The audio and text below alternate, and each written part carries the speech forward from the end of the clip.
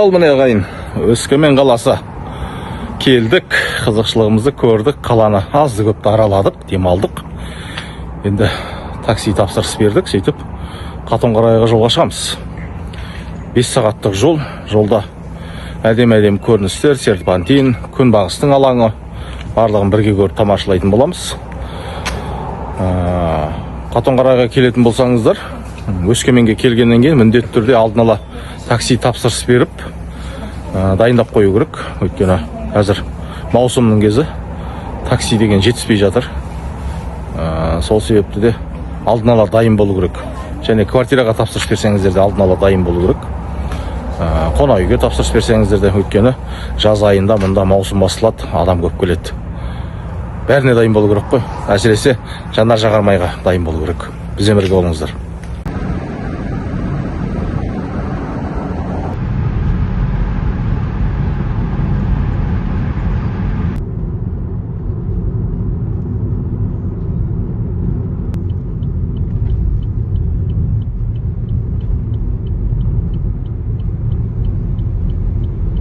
Бір сағат жол жүргеннен кейін көпшіліктің бір сүйікті мекені осы көру алаңына келіп суретке түседі, видеоға түседі. Міне бізде сол көпшіліктен қалмайық деп осы жерге келдік. Міне түсіп жатқан жайымыз бар. Керемет көрініс. Ауа райы да тамаша болып тұр.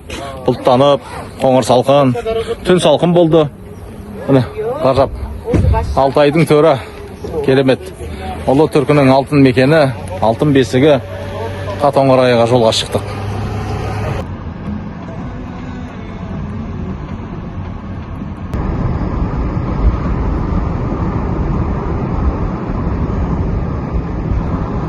Қатонқарайға жолдамыз, таңғы 7-те шыққанбыз. Қазір 11-лердің шамасы. Үлкен нарынға кеп қалдық. Большой нарын дейді. Үлкен нарын. Қатонқарайға келе жатсаңыздар, жанар жағармайларыңызды толтырып алып шыққандарыңыз дұрыс деп айтып жатады, ескертіп. Өйткені осылай міне. Жанар жағармай бекетінде кезек болады. Сол үшін дайындықпен шыққан жақсы ғой. Дайын болып шығыңыздар.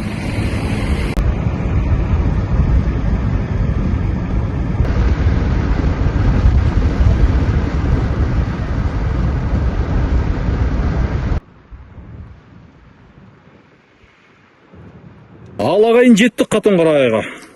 Таңғы 7-де шықтық. 12-нің шамасында келіп жеттік.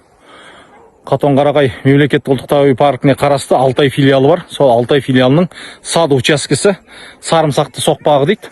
Мына қалыңның ар жағында бір 10 шақырымдай жер, 2 сағаттай атпен жүретін жер.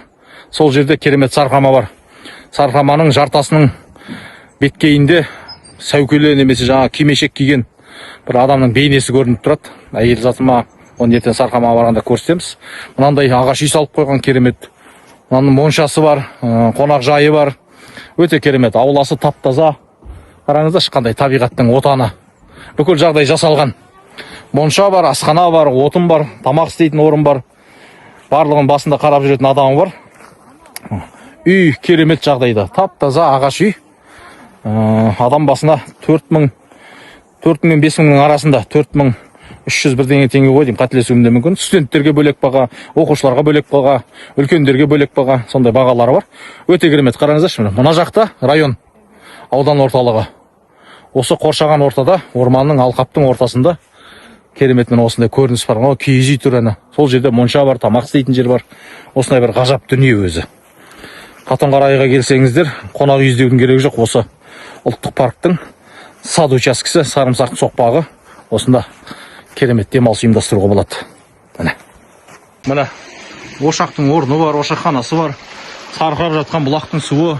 Міне 30-40-50 адамға дейін арналған жазғы тамақ ішетін орын бар. Анау үйшік тұр, мынау монша, міне керемет. Қандай ғажап, осындай табиғаттың аясында Сарымсақты соқпағында демаласыздар. Мына жерге де шатырлар құрып демалуға болады. Мына киіз үй тұр, ар жағында үлкен үй тұр. Қандай тамаша. Ағайын, Қатонқарайдағы алғашқы таңымыз атты. Күн керемет. Табиғат деген керемет, күн деген керемет. Міне осылай міне. Қатонқарайға келетін болсаңыздар, міндетті түрде мынандай масаға арналған сеткісі бар киім алыңыздар. Оның пайдасы өте зор. және масаға қарсы пайдаланатын бүкіл жақпаларды алып алыңыздар, керек болады. Биыл жауын көп, маса да көп болуы мүмкін. Былтыр құрғақшылық болды, маса болған жоқ. Бірақ сонда да алып алыңыздар, зияны жоқ. Мынандай үйде қонып шықтық, керемет. Жақсы демалыс болды, жақсы ұйқы болды. Анау Түркістанның туризмін түлетіп жүрген Темірхан бауырымыз, Наришат ағамыз. Бұл кісімен мен қай жыл еді сол? 2000 толы 16-17 ғой деймін. 16-17-нің шамасын, 10 жыл бұрын шамасында осы Сарқамаға баратқан кезде Сарымсақтың жолда жайлауда кездескенбіз. Бұл кісілер жайлаудан түсіп келе жатқан, біз жоғары көтеріп баратқанбыз. Міне 10 жылдан кейін жер домалақ деген уазигімен қызмет көрсетуге келіптір. Міне керемет уазиг, иә? Жапырақ. Нағыз табиғаттың тұлпары ғой. Осындай тауға жүреді, табиғатқа жүреді, керемет. Міне осы тұлпармен қазір Сарымсақтың соқпағы. Көп адам саяхатшылар біле бермейді. Сарымсақтың соқпағын, Сарымсақты да керемет ғажап Сарқаманың бар екенін біле бермейді. Біле жүріңіздер.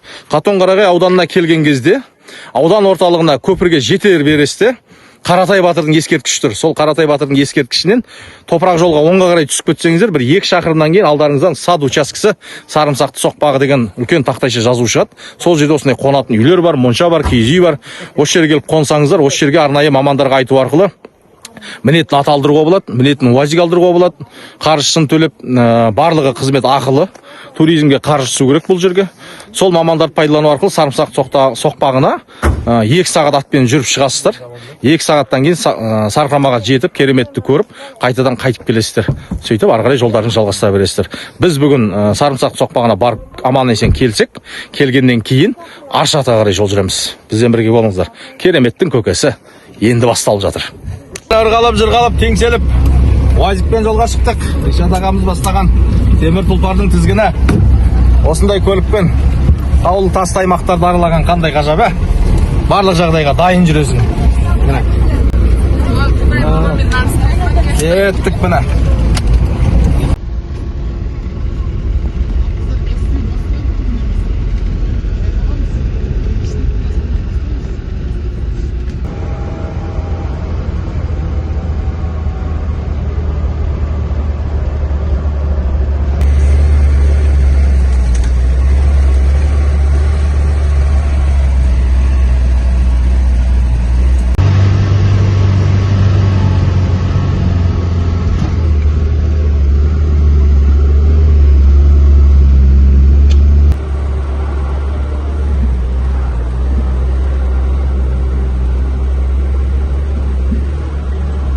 Жоқ.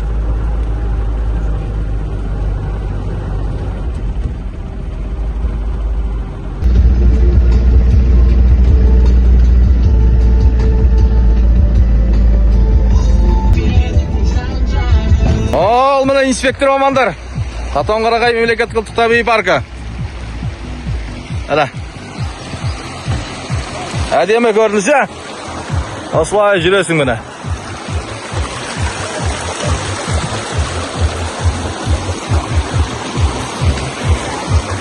Сарымсақты экологиялық маршруты. Тез құйрықты жапалақ бар мұнда. Длиннохвостая неясыт дейді. Керемет. Жапалақ тәрізділер отрядына нағыз жапалақтар тұқымдасына жататын құс. Ең ірі жапалақтардың бірі, ұзындығы 70 см, қанатының құлашы 1,15 см жуық дейді. Бет әлпеті ұсақ шұбарланған, қауырсынмен көмкерілген, ашық түсті, құлағы жоқ, саусақтары тырнаққа дейін тірелген дейді. Әне осындай. Керемет. Әне ғажап. Әне тоқтайды, су ішеді осы жерден. Сөйтіп, ар жақтағы табиғаттың көрінісі таудың Сарқамасына қарай, Сарымсақты соқпағындағы Сарқамаға қарай жол жүресіздер.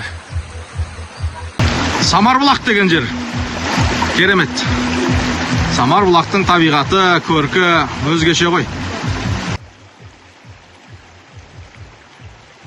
Самарбұлақтың ағып жатқан жерінде керемет көрініс осылай міне.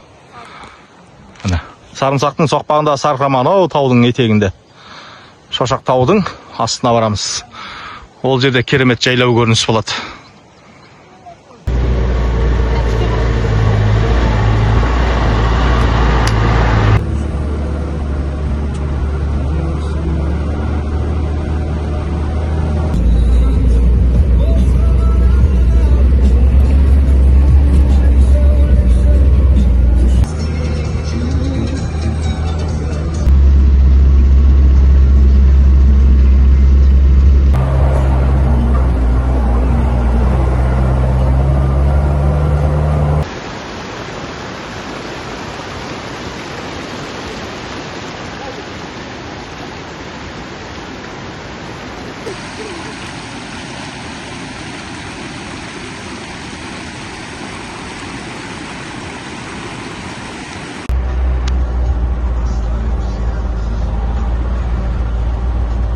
Мына УАЗик көлігінен, таблет көлігінен түстік.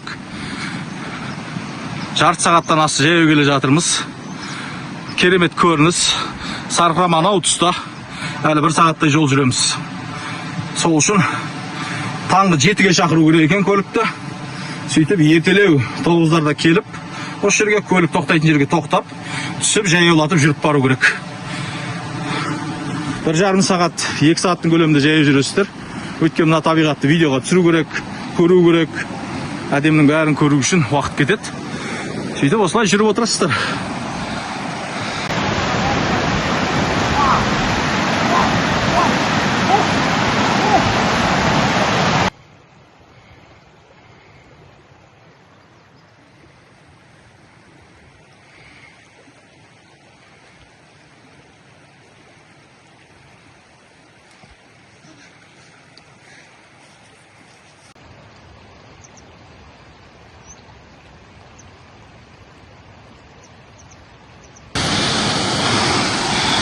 Осы ғажап көрініс қой.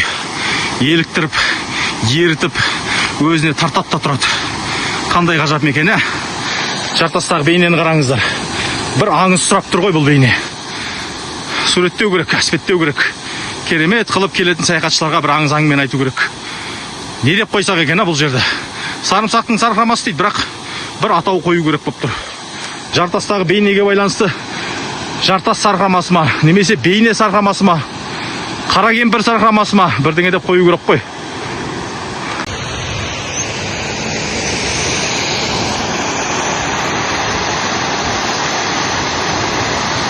Міне, көптен бері күткен арманымыз. Арман жетелеп бізді сарымсақты сарқырамасы арқылы, сарымсақты соқпақ арқылы сарқырамаға да алып келді. Керемет көрініс. 3 ай бұрын жоспарладық. Ертерек билет алу керек Қатонқарағайға, самолетқа, пойызға. Ертерек алып келетін көлікті дайындау керек. Ертерек осында хабарласып қонатын жерлерді дайындау керек. Өйткені маусым кезінде өте қиын, адам көп келеді. Жылдан жылға Қатонқарағайға келушілер көбейіп жатыр. Өйткені туристік нысандары осында ерекше тартымды көрікті мекендері Қатонқарағайдың өте көп. Бірақ барлығына бара беру қиын. Атпен жүру керек, УАЗбен жүру керек. Кейбір жерлерге бірнеше сағат жаяу жүру керек. Бірақ осындай көрікті мекен өзінде тартатта тұрады. Келуге тұрарлық. Бір келген адам Қатонқарағайға қайтып келеді. Бірақ ең бастысы тазалық сақтаңыздар. Тазалық және өрт қауіпсіздігін. Сосын осы жердегі мамандарды тыңдау керек, солармен ақылдасу керек. Өзім білдімге салынып, өз бетімен кетуге болмайды. Жануарлар бар мұнда, жабайы аңдар бар мұнда, аю бар қазір қонжығын ерткен. Әр түрлі жабайы аңдар бар да, сол үшін қауіптенеді өмірі, адам өміріне. Ешкімге айтпай сұраусыз кетіп қалсаңыз, сізге бір жағдай болса, ұлттық парк жауап беретін болады. Сол үшін өте қиын нәрсе. Сіздер өз бойыңызда өзіңізге жауапкершілікті мамандармен ақылдасып, солармен бірлесіп келісіп келу керек. Мынау тәртіпке бағынған құл болмайды дейді. Сол үшін де тәртіпке бағыну керек, инспекторлар тыңдау керек, парктың мамандарымен ақылдасу керек. Барлығын ақылдасып, жоспар кестені дайындап, сөйтіп келу керек. Бет алды өзім білем, өзім менмендікке салынып келуге болмайды. Табиғат ондайды кешірмейді. Мұны ғажап мекені. Ең басты қоқыс тастамаңыздар. Осы Қатонқарағайға бірден бір керек дүние экологиялық бір пост болу керек. Әрбір кірген көлікті тіркеу керек. 10 мың 20 мың теңгесін алып қалу керек, куәлігін түсіріп алу керек, барлығын жазып алу керек. Шығарда сол көлік өзімен 2-3 күн бойы бірге пайдаланған заттардың қоқысын алып шығу керек, сол кезде ақшасы қайтады. Алып шықпай ма? Ақша қалады. Сол қоқысты тазалайтын мамандарға, техникаға жұмсалады. Солай бір жаңалық енгізу керек. Өйткені мына табиғатты біз қорламауымыз керек, өлтіріп алмауымыз керек, табиғатты аялай білу керек. Бұны Құдай бізге бір-ақ рет береді. Қорлайтын болсақ, аямайтын болсақ, таптай берсек, онда адам болып өмір сүрудің ешқандай мәнісі қалмайды.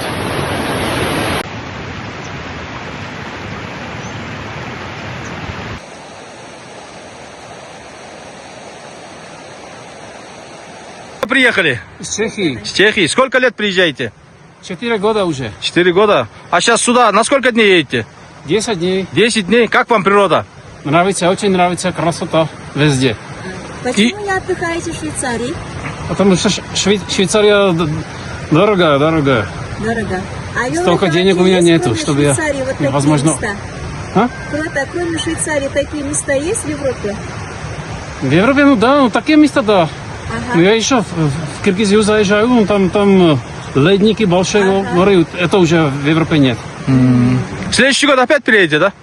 Возможно, да. А в других еще регионах, каких местах были в Казахстане? Ну там рядом с Алматой, конечно, в этих горах, там тоже ледники. Как Казахстан вам нравится? Нравится, но еще где Текели. если знаете. Текели, Да, Талдыкургане. Там тоже прогулял какой-то округ, сделал через ледник, ну там тоже красиво. Привет передайте.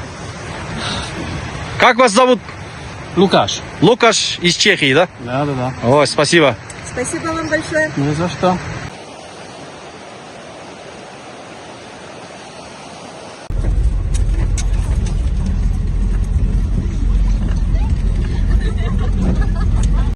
Қатонқарағайдағы бірінші түніміз, бірінші күніміз өз мәресіне келіп жетті. Сарымсақты соқпағы, сарымсақты сарқамасына барып келдік. Әдем болды. Керемет жүріс болды. 1,5 сағат көлікпен жеттік. Жоқ, 2 сағаттың көлемі 2,5 сағаттай көлікпен жеттік. 1,5 сағат жаяу жеттік. Одан бері қарай міне қазір келіп түстік. Ауа райы да тамаша болды. Бұлтты, салқын, жауын сіркіреп, салқын болып бір ерекше. Енді сапарымыз Аршат ауылына. Қазақстанда ең бірінші таң ататын, ең бірінші күн бататын жер, ең алғашқы азан шақырылатын жер Аршат ауылына барып тоқтаймыз. Аршатта бірнеше сарқама бар, бұқтырма көлі бар, керемет табиғат, сол жерде көрсететін боламыз. Осының бәрін көрем десеңіз, Көгершін және Махаббат YouTube арнасы қосулы болсын. Еламан Әлтүрксани TikTok, Instagram қосулы болсын. Бізбен бірге болыңыздар. Біз Қатонқарағайдамыз ағайын.